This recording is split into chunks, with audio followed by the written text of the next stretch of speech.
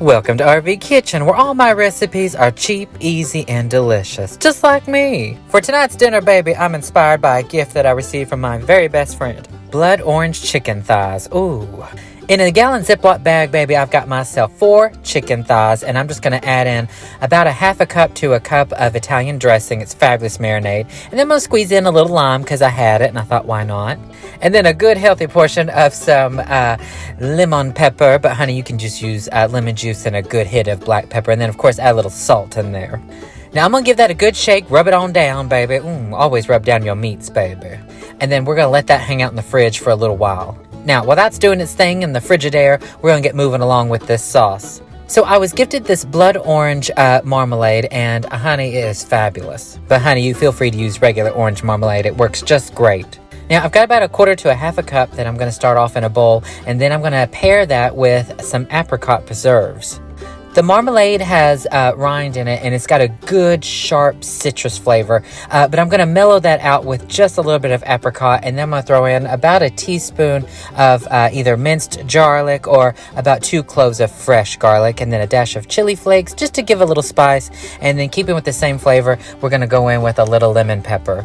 Ooh, and then I thought with orange honey, it would pair up really nicely with rosemary. And a lot of people don't pair chicken often with rosemary. They think it to be more of a lamb or a beef, but rosemary works wonderful with chicken.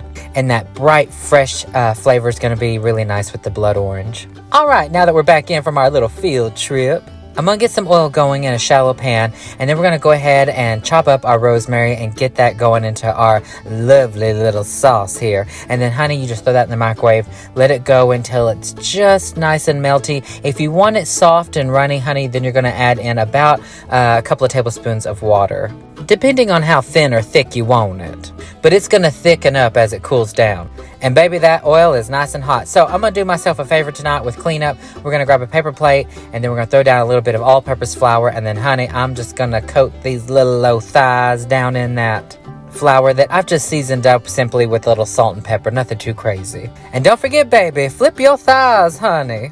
And the chicken thighs, too. Now, honey, make sure that oil is good and hot, and you're going to gently rest those thighs into that oil.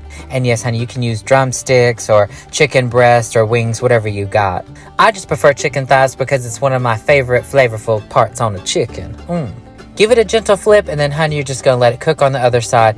And you don't want to cook these too high too fast. Just keep in mind that when you add something into that hot oil, the temperature is going to drop, and you're going to need to wait before you add more in there.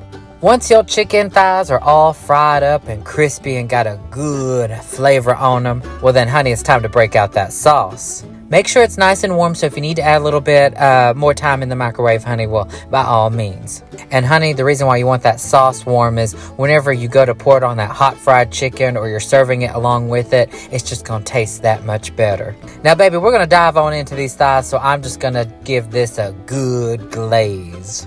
Yes, honey, let it fall all in them thighs. And baby, when I serve this up, I'm just going to pair this with some rice that I've cooked up with spinach. But honey, you could do anything with this. Fried plantains, a simple salad, anything summery would be fabulous. Well, baby, I hope you enjoyed this recipe. And until next time, I will see y'all back at the RV Kitchen. Which thigh you want, baby? Ooh, I see the one you want. Oh, not mine? Well, how about a bite of this rice? And then, honey, let me serve you up a good old thigh. Oh.